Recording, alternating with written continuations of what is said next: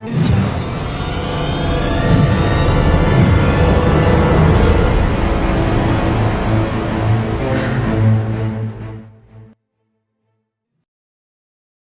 जो हमारा टॉपिक है वो है वुडवर्ड-फिशर रूल। ठीक है, वुडवर्ड-फिशर रूल में बेसिकली हमें पढ़ना क्या है। तो वुडवर्ड-फिशर रूल जो है सबसे पहले हम पढ़ेंगे डाइन्स कंपाउंड में। ठीक है,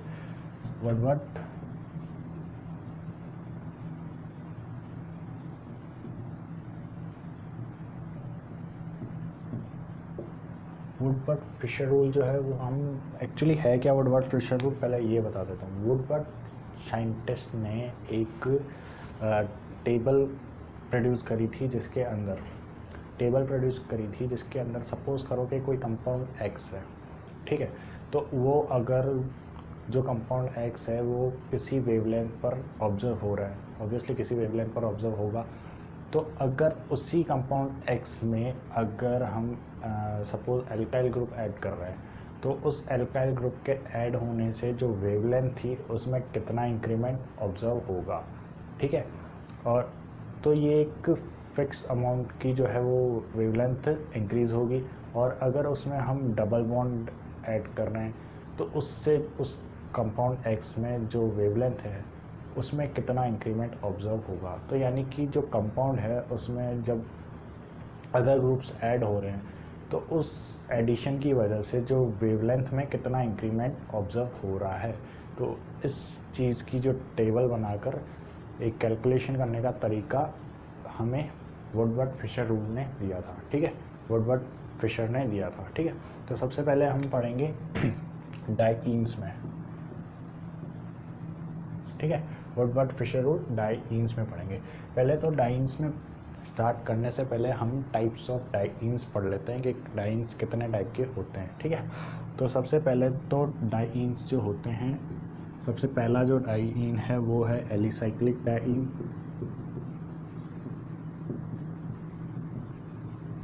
ठीक है, एलिसाइक्लिक डाइईन या फिर ओपन चेन डाइईन। ठीक है, ये कोई समझाने वाली चीज़ तो है नहीं कि ओपन चेन डाइईन किसको बोलते हैं। ठीक है, उसके बाद जो दूसरी है वो है होमो एन्युलर डाइईन।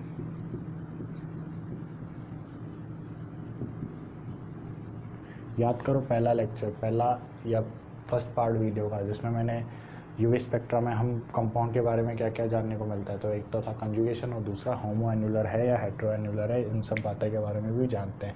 ठीक है, या फिर होमो डाइईन। ठीक है, होमो डाइईन का मतलब क्या है कि एक ही रिंग के अंदर डाइईन्स प्रेजेंट होना। ठीक है, एन्युलर डाइईन। ठीक है, एक ही रिंग के अंदर डाइईन्स का प्रेजेंट होना। उसके बाद जो थर्ड जो है वो है हेटेरो।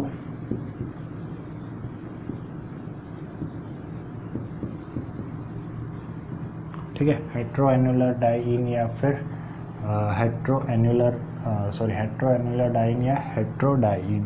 ठीक है, इसमें क्या होगा कि जो डाइईन्स हैं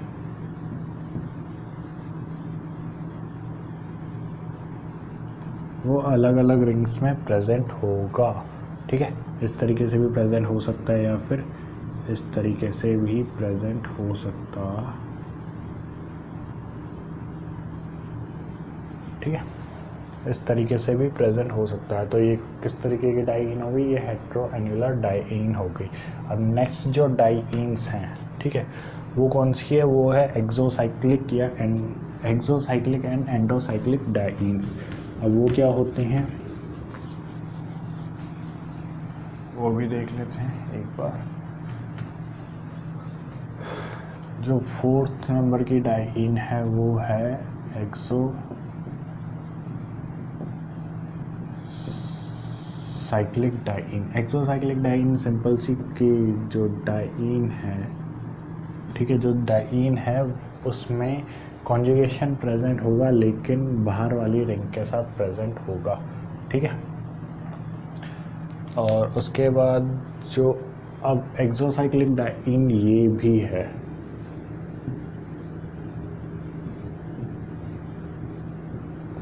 एक्सोसाइक्लिक डाइईन्स ये भी है। हेट्रोएनुलर डाइन। सपोज ये रिंग ए है, हाँ, यानी कि हेट्रोएनुलर डाइन को भी आप एक्सोसाइक्लिक और एंडोसाइक्लिक डाइन कह सकते हो। यहाँ पे जो ये डाइन, ये इन है, ठीक है, ये जो डबल बॉन्ड है वो ए के रिस्पेक्ट में एक्सोसाइक्लिक है, ठीक है, ये जो है exocyclic with respect to ring A, ठीक है, और ये जो है वो एक्सोसाइक्लिक है विथ रिस्पेक्ट टू बी। तो ये भी एक तरीके की एक्सोसाइक्लिक डाइन है। तो ये तो हमने सिंपल सी बातें पढ़ी कि टाइप ऑफ डाइन्स, ठीक है, ये समझाना ज़रूरी था क्योंकि कैलकुलेशन में काम आएंगी ये सारी बातें। अब कैलकुलेशन कैसे करते हैं? तो कैलकुलेशन के लिए सबसे पहले तो जो वुडवर्ड ने एक फिक्स अमाउंट ऑफ वैल्यूज़ दी थी कि एल्काइल ग्रुप एडिशन में इतना इंक्रीमेंट होगा लैम्बडा में, या फिर डबल बॉन्ड के एडिशन में लैम्बडा में इतना इंक्रीमेंट होगा। तो ये जो सारी बातें हैं तो ये तो या तो याद होनी चाहिए, ठीक है, तभी क्वेश्चन सॉल्व हो पाएगा।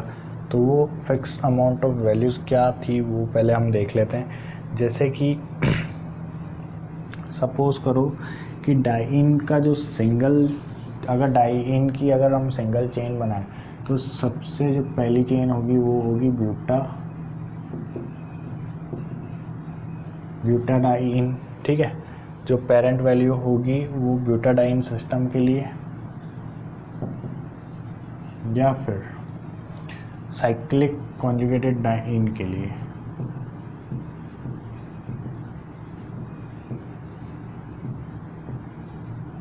जो वैल्यू होगी वो होगी 217 नैनोमीटर, ठीक है, ये तो पहला पॉइंट।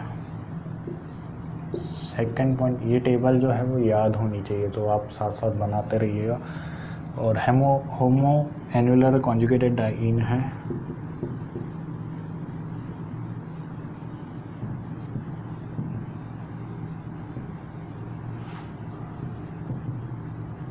उसकी जो वैल्यू होगी वो होगी 253 नैनोमीटर, ठीक है। अगर हेट्रोएनुलर डाइन है, कॉन्जुगेटेड डाइन है, तो उसकी जो वैल्यू होगी वो होगी 215 नैनोमीटर, ठीक है। और अगर एसाइक्लिक डाइन है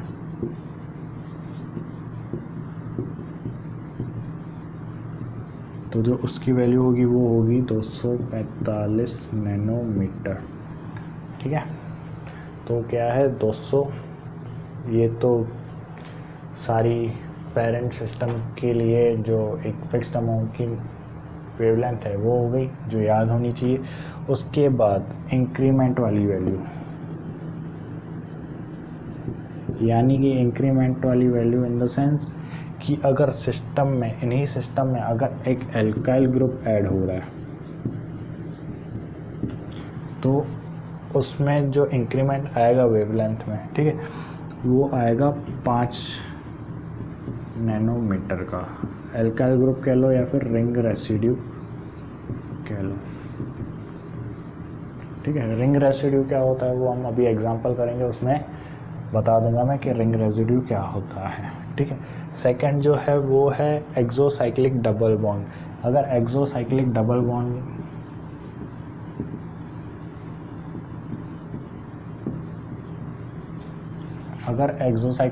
बॉन्ड प्रेजेंट है तो उसमें भी इंक्रीमेंट जो आएगा वो 5 नैनोमीटर का ही आएगा, ठीक है। और थर्ड जो है वो डबल बॉन्ड एक्सटेंडिंग,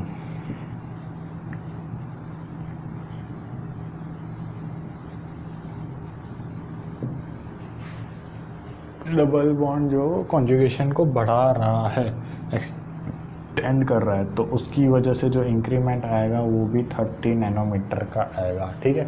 तो ये कुछ जो टेबल है, ये कुछ फिक्स अमाउंट की जो वैल्यूज़ है वो याद होनी चाहिए।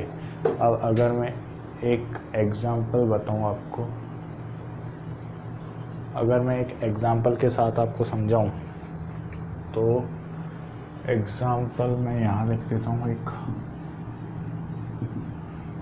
दिख रहा है, तो एग्जाम्पल है कुछ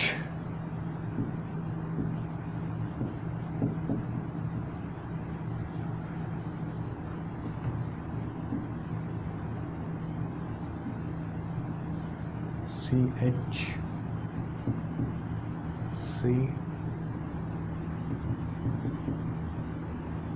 H2 और CH3, ठीक है। अब इसकी हमें जो है वो वेवलेंथ कैलकुलेट करनी है। तो अब इसके अंदर क्या क्या प्रेजेंट है, सबसे पहले तो वो देखो।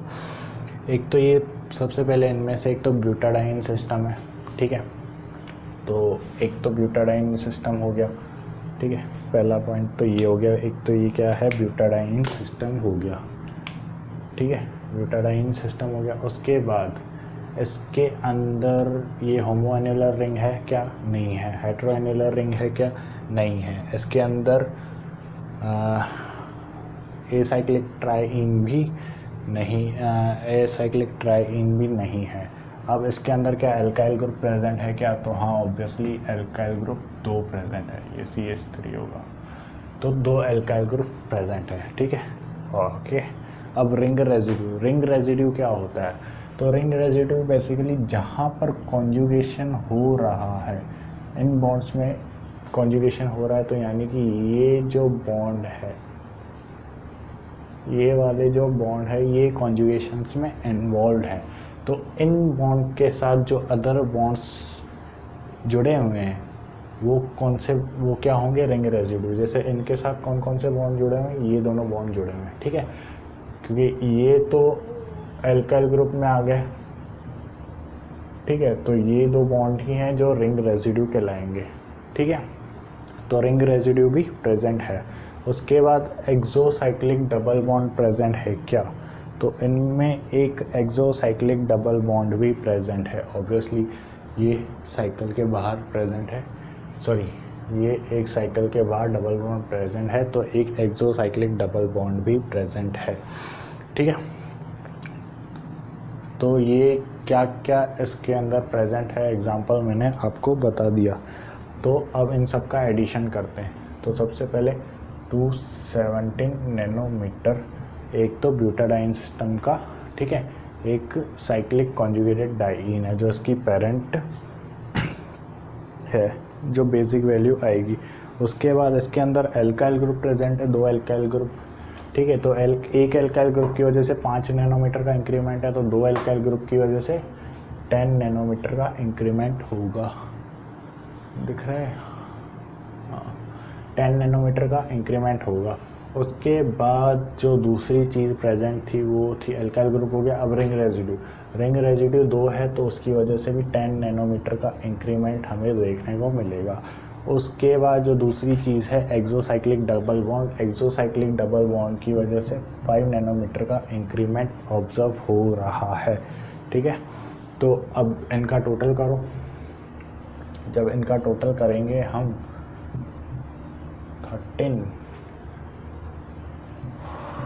243 नैनोमीटर ऑब्जर्व होगा। तो 242 7 + 5 12 होता है। बोल भी नहीं रहे तुम लोग, अच्छा हाँ बोल ही नहीं सकते। तो 242 नैनोमीटर पर इसकी वेवलेंथ हमें ऑब्जर्व होगी, ठीक है। और जो इसकी ऑब्जर्व्ड वैल्यू होती है, अगर एक्सपेरिमेंटली हम जब ऑब्जर्व करते हैं इस कंपाउंड को, तो वो 242 नैनोमीटर पर ही ऑब्जर्व होता है। आई बात समझ में, ठीक है। एक एग्जांपल और ले लेते हैं।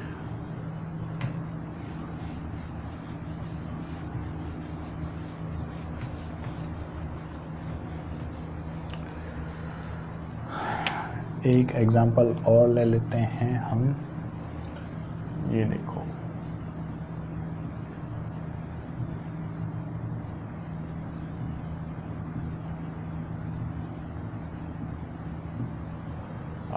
यहाँ पे देखो। अब इसमें क्या क्या है, इसकी वेवलेंथ कितने पर ऑब्जर्व होगी, तो कितने पर ऑब्जर्व होगी, सबसे पहले तो इसकी बेसिक वैल्यू कौन सी होगी। रिंग किस टाइप की है, जो डाइईन्स प्रेजेंट है वो अलग अलग रिंग्स में प्रेजेंट है, यानी कि हेटेरोएन्युलर डाइईन है, ठीक है। पहली बात तो ये होगी। उसके बाद जो दूसरी बात है वो क्या है कि इसके अंदर एल्काइल ग्रुप प्रेजेंट है, नहीं है। रिंग रेसिड्यू प्रेजेंट है तो ऑब्वियसली है। एक कॉन्जुगेशन कहाँ कहाँ प्रेजेंट है, तो एक ये 4 रिंग रेसिड्यूज प्रेजेंट है, ठीक है। और उसके बाद एक्सोसाइक्लिक डबल बॉन्ड है क्या, नहीं है। कोई भी एक्सोसाइक्लिक डबल बॉन्ड प्रेजेंट नहीं है। डबल बॉन्ड जो एक्साइट करवा रहा हो कॉन्जुगेशन को, तो ऐसा डबल बॉन्ड भी नहीं है। तो यानी कि सिर्फ इतनी सी बातें हैं। एक तो इसकी जो बेसिक वैल्यू है वो है 215 नैनोमीटर आएगी, ठीक है, क्योंकि हेट्रोएन्युलर डाइईन है। उसके बाद जो इसके अंदर रिंग रेजिड्यू है वो 4 है, एक की वजह से 5 नैनोमीटर का इंक्रीमेंट है, तो 4 की वजह से 20 नैनोमीटर का इंक्रीमेंट होगा। तो जो इसकी वेवलेंथ होगी, जिस वेवलेंथ पर ये ऑब्जर्व होगा, तो वो है 235 नैनोमीटर, ठीक है। उस पर ये ऑब्जर्व हो रहा होगा, ठीक है। तो ये कुछ एग्जांपल्स है बेसिकली। इसी टाइप के कुछ क्वेश्चंस आते हैं और सिंपली क्वेश्चंस तो खैर एग्ज़ाम में देखने को ही नहीं मिलते, ठीक है। ये तो फिर भी पढ़ना अपनी मजबूरी है चैप्टर को, क्योंकि पढ़ना ही पड़ता है, ठीक है। अब अगर हम बात करें, ये तो हमने किस में बात करी, ये हमने वुडवर्ड फिशर रूल को डाइईन्स में पढ़ा, ठीक है, डाइईन्स में पढ़ा। अब इसी रूल को हम पढ़ते हैं अल्फ़ा बीटा अनसैचुरेटेड कंपाउंड्स। अब उसमें अलग टेबल बनेगी, उसकी कुछ अलग वैल्यूज़ होंगी, ठीक है। तो फिर से हमें एक टेबल बनानी पड़ेगी और फिर उस टेबल के बेस पर कैलकुलेशंस करेंगे। तो अब जो हम वुडवर्ड फिशर रूल पढ़ेंगे, वो वुडवर्ड फिशर रूल हम पढ़ेंगे alpha beta unsaturated carbonyl compounds में, ठीक है। तो इसकी अगर मैं टेबल बनाऊं अल्फ़ा बीटा अनसैचुरेटेड कार्बोनिल्स की, तो जो अल्फ़ा बीटा अनसैचुरेटेड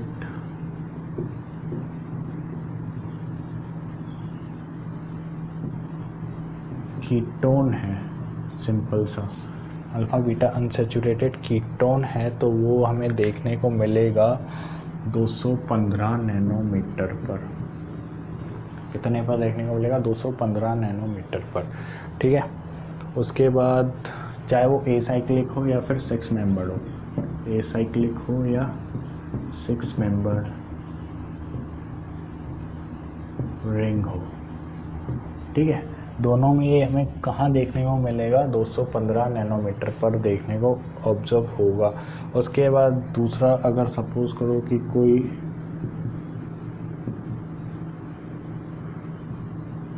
ये कंपाउंड है, ठीक है, तो कार्बोनिल का ये कंपाउंड है अल्फ़ा बीटा अनसैचुरेटेड, यहाँ से अनसैचुरेटेड स्टार्ट हो जाता है, अनसैचुरेशन स्टार्ट हो गया, ठीक है, अल्फ़ा बीटा कार्बन, ठीक है। अगर ये कंपाउंड है और अगर ये जो X है, ये जो X है, ये X अगर एल्काइल ग्रुप है, तो जो वेवलेंथ पर ऑब्जर्व होगा वो 215 नैनोमीटर ही होगी।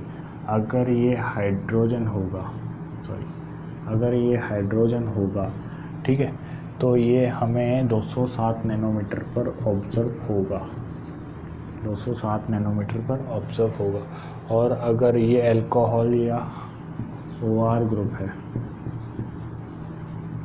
तो ये हमें 193 नैनोमीटर पर ऑब्जर्व होगा, ठीक है। तो ये कुछ बेसिक वैल्यू है, ठीक है, जो हमें याद रखनी है। अब ये तो हो गई कुछ बेसिक वैल्यू। अब दूसरी जो पॉइंट है, दूसरी जो बातें हैं, वो है इंक्रीमेंट की बातें। जो इंक्रीमेंट आता है रिंग के अंदर, अगर एक्सोसाइक्लिक डबल बॉन्ड है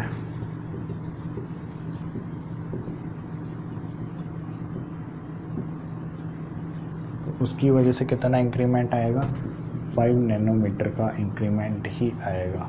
सेकंड, अगर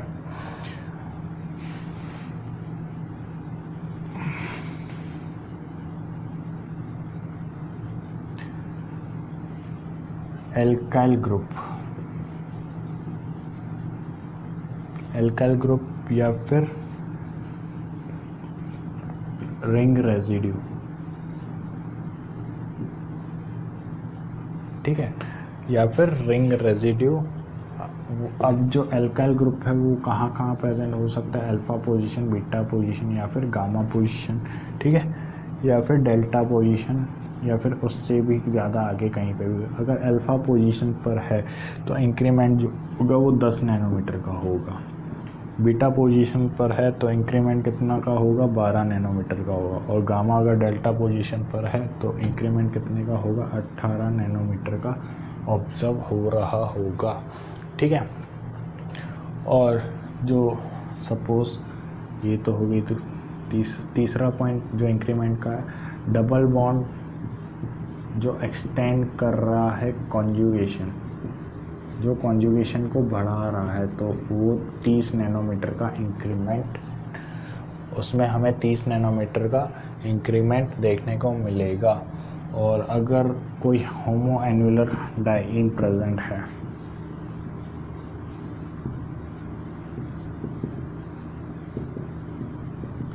तो उसकी वजह से हमें 30 नैनोमीटर की इंक्रीमेंट देखने को देखने को मिलेगी, ठीक है। तो ये कुछ इंक्रीमेंट्स की वैल्यू है जो ऑब्जर्व होती है, ठीक है। एग्जांपल देखते हैं इनमें भी। तो एग्जांपल स्टार्ट करते हैं हम सबसे पहले। एग्जांपल हम स्टार्ट करते हैं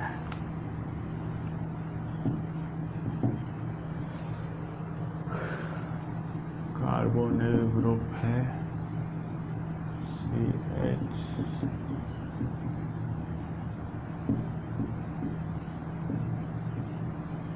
ये एग्जांपल है। अब इस टेबल के हिसाब से आप बताओ कि जो वेवलेंथ है वो हमें कितने पर ऑब्जर्व होगा। तो सबसे पहले तो इसकी जो बेसिक वैल्यू है, तो जाहिर सी बात है कीटोन है, ठीक है, तो जो बेसिक वैल्यू है वो आएगी 215 नैनोमीटर। उसके बाद जो दूसरी चीज़ क्या है यहाँ पर, जो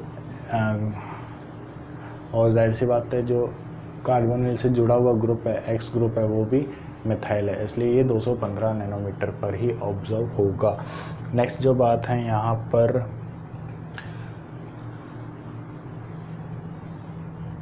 वो है क्या, ये तो है अल्फ़ा पोजीशन, ये है बीटा पोजीशन। बीटा पोजीशन पे 2 एल्काइल ग्रुप प्रेजेंट है, तो बीटा पोजीशन पे एल्काइल ग्रुप की वजह से, एक एल्काइल ग्रुप की वजह से 12 नैनोमीटर का इंक्रीमेंट हो रहा था, तो 2 एल्काइल ग्रुप की वजह से 24 का इंक्रीमेंट होगा। तो जो वेवलेंथ पर ये ऑब्जर्व होगा तो सबसे पहले तो 215 नैनोमीटर, ठीक है।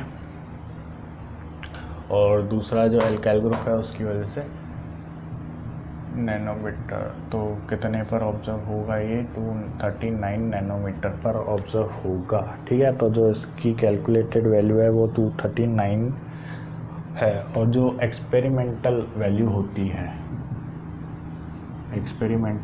वो 237 नैनोमीटर होती है, ठीक है। तो नियर बाय, तो यानी कि कैलकुलेशन जो कैलकुलेट है थियोरेटिकल मेथड और एक्सपेरिमेंटल मेथड में ज़्यादा 2-5 नैनोमीटर का डिफरेंस चलता है, ठीक है, उसको एक्सेप्ट किया जा सकता है, ठीक है। एक एग्जांपल और करते हैं।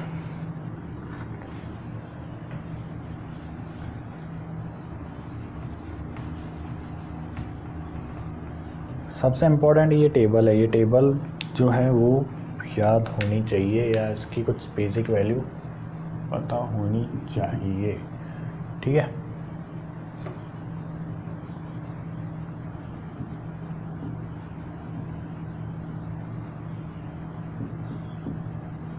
बेसिक वैल्यू पता होनी चाहिए। ये रिंग है, ये रिंग है, और यहाँ पे क्या है, पेंटिंग। अब रिंग कहाँ कहाँ पे देखना, एक यहाँ, उसके बाद एक बॉन्ड यहाँ प्रेजेंट है, ठीक है। तो ये कंपाउंड है। अब इसकी जो वेवलेंथ है वो कहाँ ऑब्जर्व होगी ये बताएं। तो सबसे पहले तो क्या, कीटोन है, जाहिर सी बात है कीटोन है, तो अब इसकी जो बेसिक वैल्यू होगी वो क्या होगी, तो बेसिक वैल्यू जो है वो 215 ही होगी, ठीक है, 215 होगी। फिर उसके बाद जो सेकंड चीज़ है, इसके अंदर क्या प्रेजेंट है, तो सबसे पहले तो ये अल्फ़ा पोजीशन है, ये बीटा पोजीशन पे 2 एल्काइल ग्रुप प्रेजेंट है, ठीक है। तो 12 नैनोमीटर यानी कि 24 नैनोमीटर का इंक्रीमेंट तो ये हो रहा होगा। इसके अंदर क्या एक्सोसाइक्लिक डबल बॉन्ड प्रेजेंट है क्या, तो ऑब्वियसली ये एक्सोसाइक्लिक डबल बॉन्ड भी प्रेजेंट है।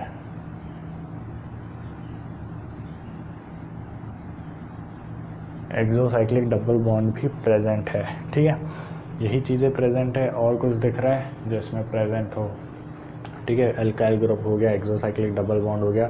ऐसा डबल बॉन्ड जो कॉन्जुगेशन इंक्रीज कर रहा हो तो ऐसा भी नहीं है। होमोएन्युलर डाइईन भी नहीं है, ठीक है, और कोई भी बात इसमें प्रेजेंट नहीं है। तो जो इसकी वेवलेंथ हमें ऑब्जर्व होगी वो कहाँ ऑब्जर्व होगी, 215 नैनोमीटर उसकी पेरेंट वैल्यू है। उसके बाद एक एक्सोसाइक्लिक डबल बॉन्ड हो गया, तो एक्सोसाइक्लिक डबल बॉन्ड की वजह से 5 नैनोमीटर का इंक्रीमेंट ऑब्जर्व होता है। उसके बाद जो रिंग रेजिड्यू है बीटा पर 2 इसकी रिंग रेजिड्यू है, तो 12 की वजह से तो कितना आएगा, 24 नैनोमीटर, ठीक है। तो इसकी वजह से कितना आ गया, 14, 4 और 244 नैनोमीटर। तो ये हमें किस पर ऑब्जर्व हो रहा होगा, 244 नैनोमीटर पर ऑब्जर्व हो रहा होगा, ठीक है। तो ये था वुडवर्ड फिशर रूल, ठीक है। और हमने वुडवर्ड फिशर रूल किस में पढ़ा, एक तो डाइईन्स में पढ़ा और एक अल्फ़ा बीटा अनसैचुरेटेड कंपाउंड्स में पढ़ा, ठीक है। और जो भी एग्जांपल्स है वो आप खुद भी देख सकते हो, ठीक है। ये टेबल में ज़रूरी, ये टेबल आपके पास है, तो कैलकुलेशन किस तरीके से करते हैं वो मैंने आपको बता दिया है, आप आसानी से कर सकते हो, ठीक है। तो अब तक तो ये बात होगी वुडवर्ड फिशर रूल की, ठीक है। अब आगे क्या,